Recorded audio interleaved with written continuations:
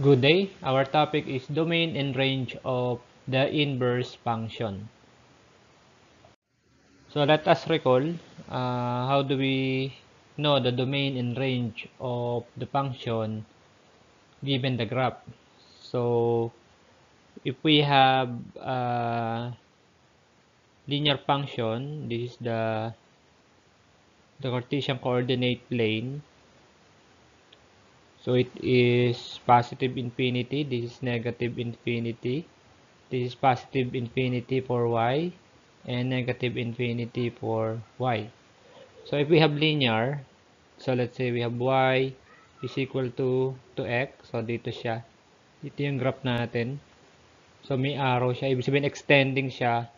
So if we want to find the domain, so the domain, makikita natin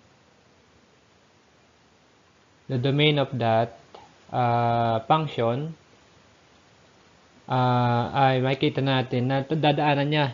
Ito ay extending up to negative infinity. Ito naman ay extending up to positive infinity. Meaning, ang kanyang domain ay all real numbers.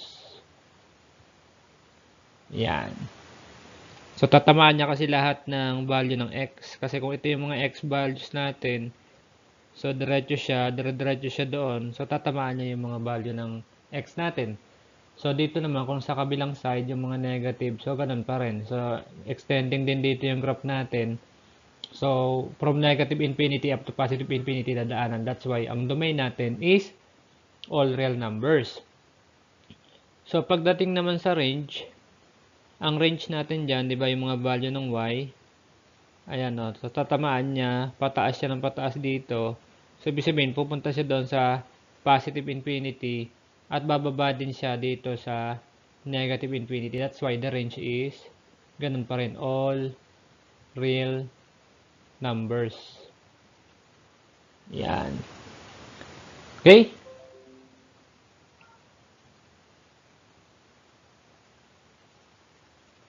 So now, what if the graph is quadratic? So the graph of quadratic function, let's say we have this one. Y is equal to x squared. So, ganito naman yung magiging graph natin. So, tatama yung pinaka-vertex niya. Medyo pangit yung graph natin. So, tatama yung pinaka-vertex niya doon sa x equals 0 or doon na lang sa origin. So, pag tingnan natin, ang domain natin dyan, so, mapansin nyo, ito ay medyo nakabuka ng konti. Ayan, nakabuka ng konti siya. So, ibig sabihin, tatamaan niya yung mga value na ito ng y, ng x. Ito rin yung mga value na ito ng x. Therefore, ang domain niya, ang domain ng ating graph ay ganun pa rin, all real numbers. All real numbers. Yan. But, pag tinignan natin yung graph, hanggang saan ba yung pinaka-lowest point niya? Yan. Yung lowest point niya, yun yung pinaka-bababang value ng ating range. So, pag tinignan natin ang graph, yung range niya ay nagsimula sa 0. Tapos, pataas siya ng pataas dito. Pataas ng pataas, dyan. So, 1, 2, 3, 4, 0, 1, 2, 3, 4, 5, up to positive infinity. Ito, ganun din. So, kung anong value dito ng ating y, yun din naman ang value ng y natin dito sa kabila.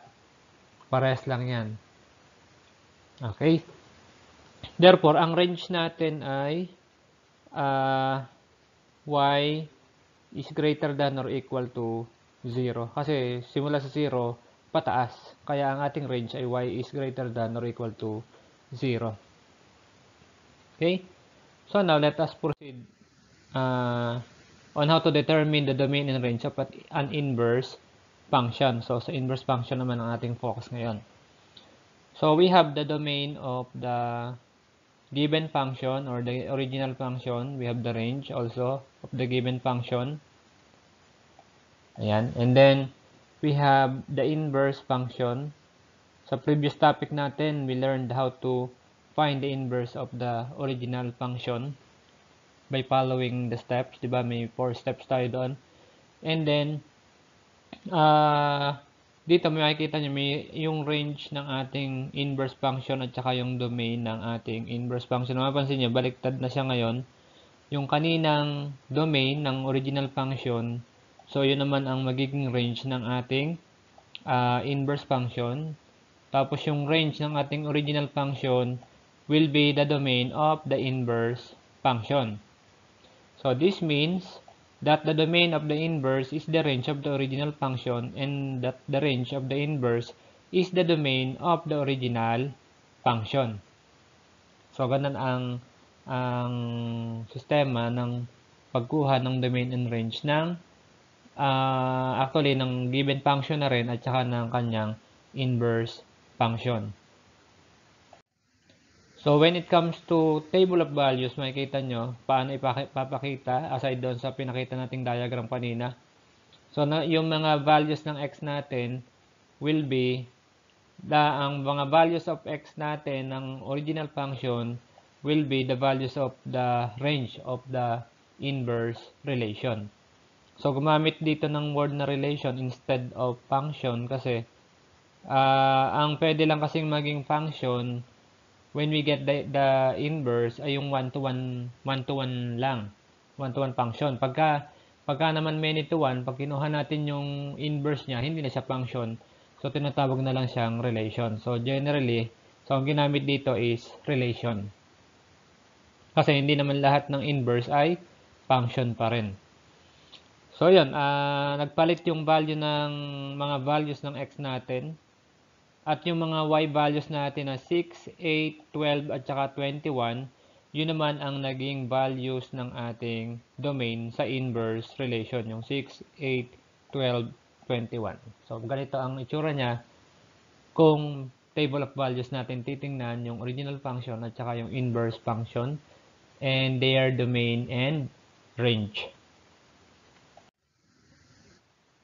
So, ito naman yung properties of an inverse function. So, if the inverse function exists, mapapansin nyo, ito yung symbol indicating the inverse of the given function. So, kung nag-exist yung inverse function, so, ibig sabihin, yung inverse function is 1 to 1, and the original function is also 1 to 1. At katulad na sabi natin kanina, yung domain ng inverse ay nagiging range ng original function, at yung range ng inverse function is or will be the domain of the original function. So example natin, find the domain and range of the inverse function of inverse function. Ito yung inverse function dito sa given. So we have x plus 2 over 3. So kung titingnan natin yung yung function itself. Ayan. So may nakita tayo na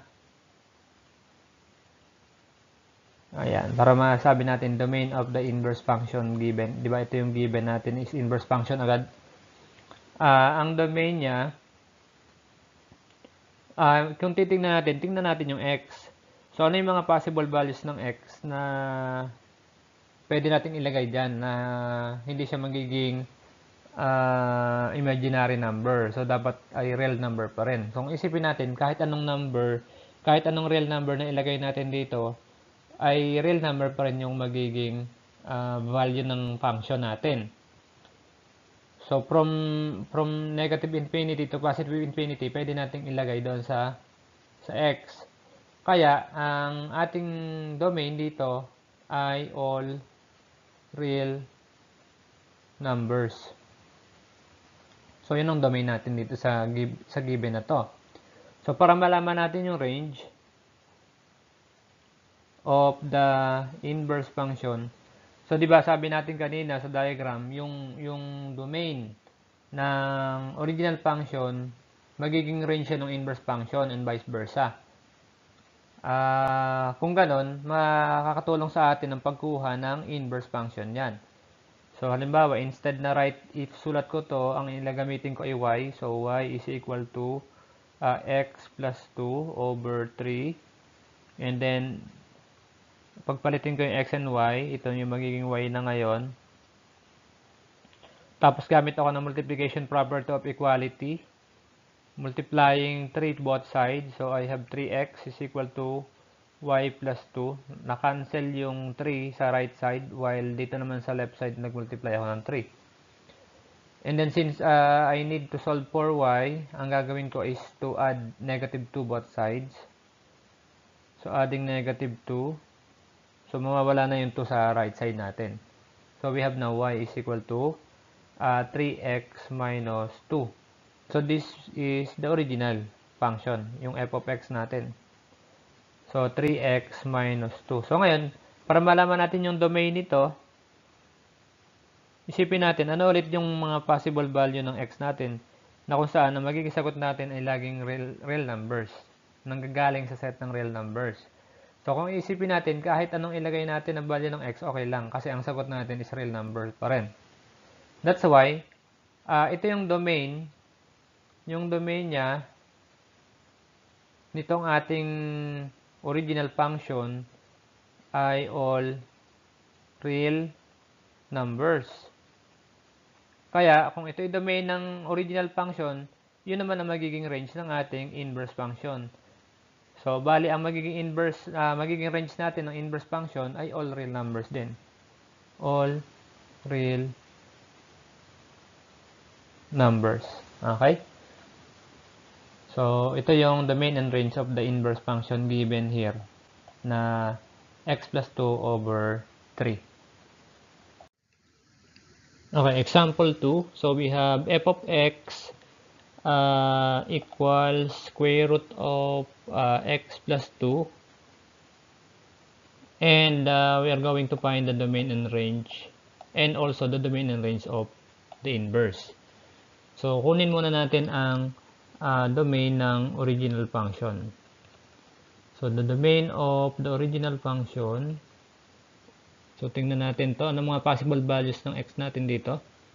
So, pwede lang dito is, hindi na siya pwede ang negative 3. Kasi the answer is negative 1 or square root of negative 1. Hindi pwede yon. So, yung negative 2, pwede ang negative 2 kasi negative 2 plus 2 is equal to 0. Square root of 0, pwede siya. So, pwede rin ang negative 1. Negative 1 plus 2 is positive 1. Square root of positive 1 is 1. So, pwede 0 and 1 and so on. Okay, so bali ang domain natin dyan ay x is greater than or equal to negative 2. So, that is the domain. So, when it comes to range naman, so range of the original function. So, if we use negative 2, kasi dito tayo mag-umpisa sa negative 2, yun yung ating mga possible value ng x natin. So, if this is negative 2, ito magiging equal square root of 0 equal 0.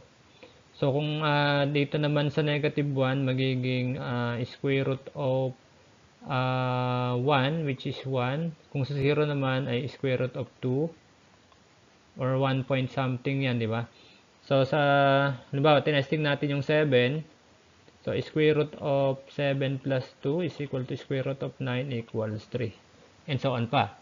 So, ibig pataas ng pataas yung ating y value. Therefore, ang range natin ay y is greater than or equal to 0. So, ngayon, to find the domain of the inverse function. So, ano kaya yung domain niya? At ano naman yung range of the inverse function. So, para malaman natin yun, kunin natin yung inverse. So, y is equal to square root of x plus 2. And then, interchanging x and y. So, x, then this is y plus 2 inside the radical sign. So, and then now solve for y. So, what I am going to do, so square both sides to remove the radical. So, y squared. Yan, then I have x squared is equal to y plus 2. And then y, adding negative 2 both sides, I have now x squared minus 2 is equal to y, or y is equal to x squared minus 2. So, since y is equal to x squared minus 2, ano yung itsura ng graph niya? Para mas lalo nating maintindihan paano ba natin i-graph yung x squared minus 2. Mapapansin nyo, that is a quadratic function. So, ito yung graph niya. Tingnan natin. So, negative 2. So, kung quadratic function siya, ito yung magiging niya, graph. Yan. Taas. So, kung titingnan natin, y equals x squared minus 2, quadratic nga.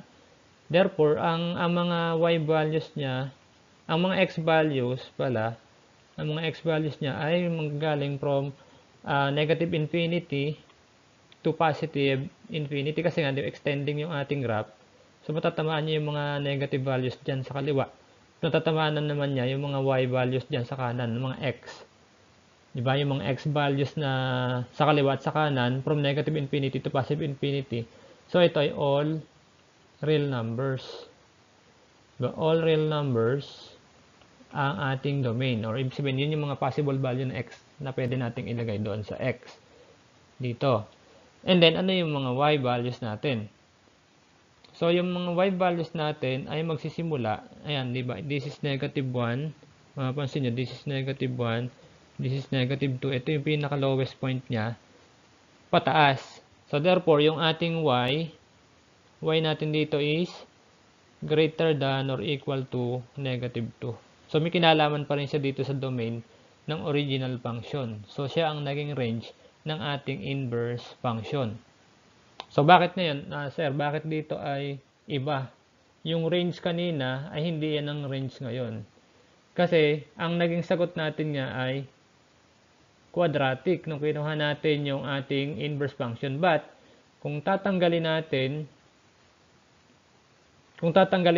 yung kabilang side, ano ba, tinanggal natin to.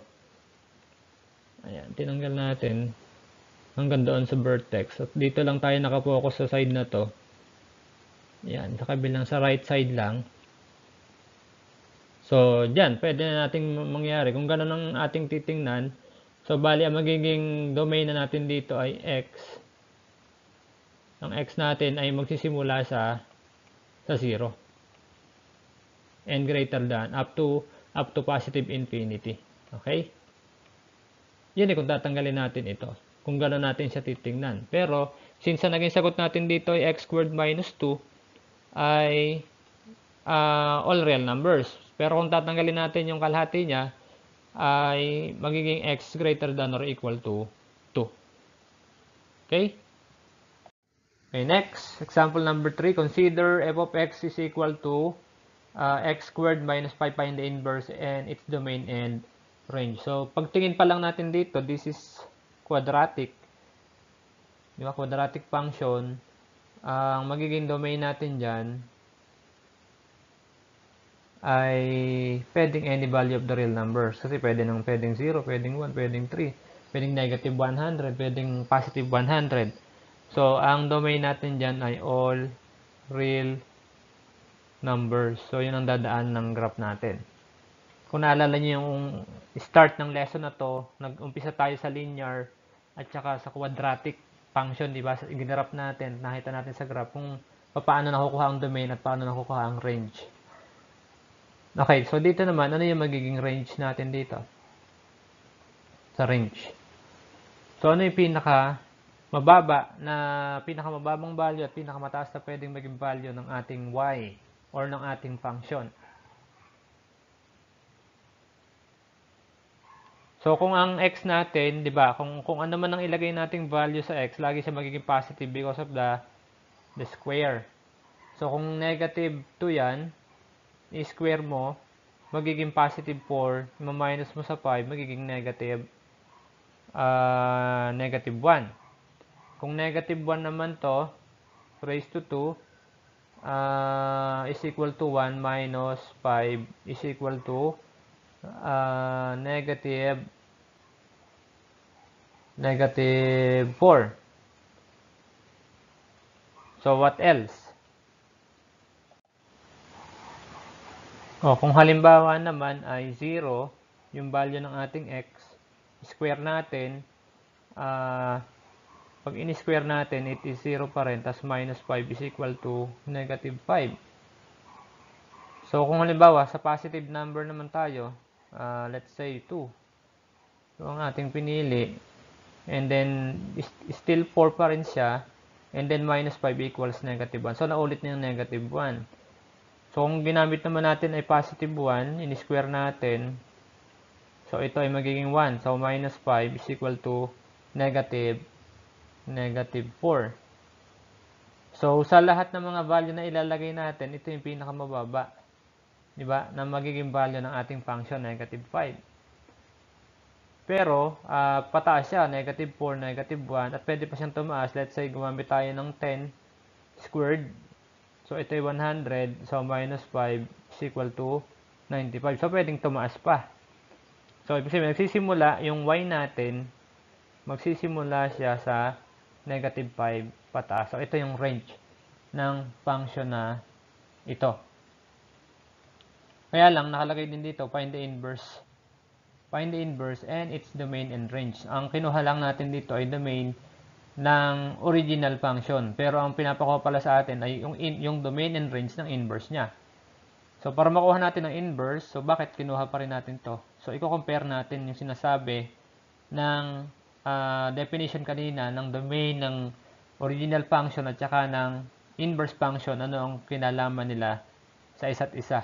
Di ba nagbabaliktad yung domain and range?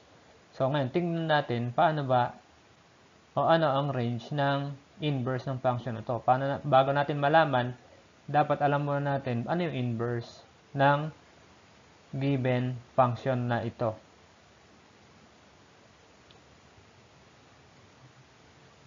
Burahin muna natin ulit. So, to find the inverse, gawin natin y yung f of x, then this is x squared minus 5. Mapapansin nyo, parang baliktad siya ng kaninang example natin, yung square root. So, ito naman ay square naman. At pagpapalitin natin yung role ng x and y, kaya ang kailangan natin isolve ay y. Ang gagawin is to add 5 both sides. So, x plus 5 is equal to y squared. And then solving for y, I have to get the square root of both sides. Yan. Then I have square root of x plus 5 is equal to y. Okay, so mapapansin mo, kinuha natin ang square root ng both side. And then, nagkaroon tayo ng radical. So, is the square root of x plus 5 is equal to y. So, ngayon, para malaman natin yung kanyang domain, tingnan natin. So, the domain, this is the range. Ayan. So, ito ay domain of the inverse na. Domain of the inverse function, tsaka range of the inverse function. Ito yung ito yung original function muna. Okay. Yan, para malaman natin yung domain, ang focus natin dito sa x. Yan. So, ano yung mga pwede lang na maging value ng x? So, kung alam nyo kanina, di ba hindi natin inaalaw na mag-negative yung nasa loob ng radical sign. Kaya, ang pinakamababa na value na pwede lang na ilagay natin sa x ay negative 5. But that's why yung ating domain ay x is greater than or equal to negative 5. So, ayan yun yung range kanina. Ito yung domain ngayon ng original, ng inverse function. So, ngayon, di ba, when we square a number, the answer is always positive. So, when we square a number, the answer is always positive. Ngayon, if we get the square root of the perfect square number, so pwede na ang i-multiply natin ay isang positive, isang negative. Halimbawa, yung negative 2 times itself is positive 4. Tapos yung positive 2 times itself is positive 4 pa rin. Kaya, we get the square root of the number, the answer can be positive or negative. So, since kung ang graph niya kanina ay okay, so paano natin malalaman ang range? So, yung sinabi ko na pwede siya maging positive, pwedeng negative. Pagka kinuha natin yung square root, ay ganun ang gagawin natin. So, tingnan natin yung graph niya. So, if we graph yung original function, so, gamitan ko ng red. So, nandito 1, 2, 3, 4, 5. So, magiging graph niya ganito yung tsura. So, pinaka-vertex niya yung y equals negative 5. But when we graph, pag tinake lang natin yung positive kanina, di ba? We have y kanina. Yung inverse function niya ay y is equal to square root of x plus 5. So, bilang tayo 1, 2, 3, 4, 5. So, parang ganito yung graph niya. So, ganun lang ang magiging itsura niya. Kaya lang, di ba sabi natin kanina, it can be positive, negative. So, kung i-consider natin na positive, negative, so bali ito yung karuktong ng graph niya. Yan. So, mapapansin natin, ano yung range niya dito? So, yung range niya ay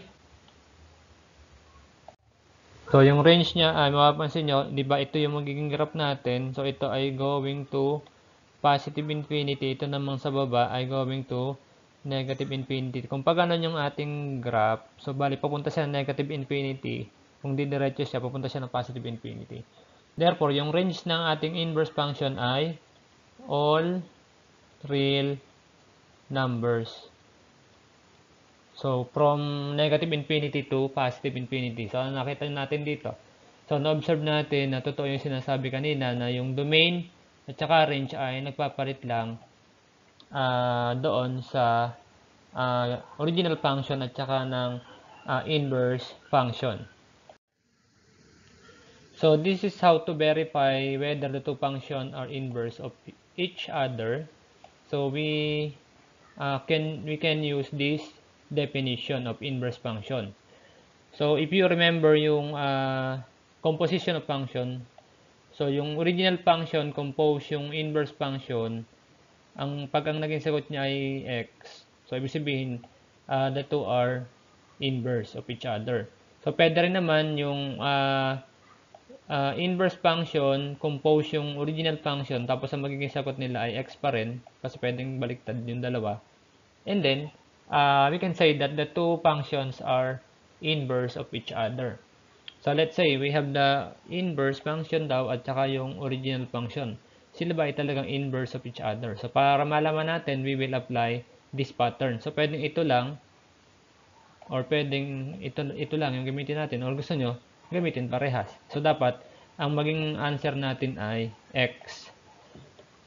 So, gamitin ko itong kabilang side kasi ito naman yung yung nauna. So, bali f, the inverse function compose the original function. So, the original function is this. So, x plus 2 over the inverse function rather, ito yung inverse function, x plus 2 equals x plus 2 over 3. So, yung original function na ito ilalagay ko sa loob ng x ng inverse function, 3x minus 2. And then, what will happen? So, we have 3x minus 2 plus 2. If we remove the grouping symbol, so, walang nabago sa mga sign. And then, we have 3x over 3. And then, we can cancel 3. And the answer is x. So, yun ang sinasabi doon na x yung naging sagot. So, pwede naman baliktarin natin para malaman natin paano nga pag inuna natin yung original function at compose yung inverse of the original function. So, the original function is this. That's why ito yung gagamitin natin, 3x minus 2. So, ano yung ating x? Yun yung ating inverse function. So, ilalagay natin x plus 2 over 3.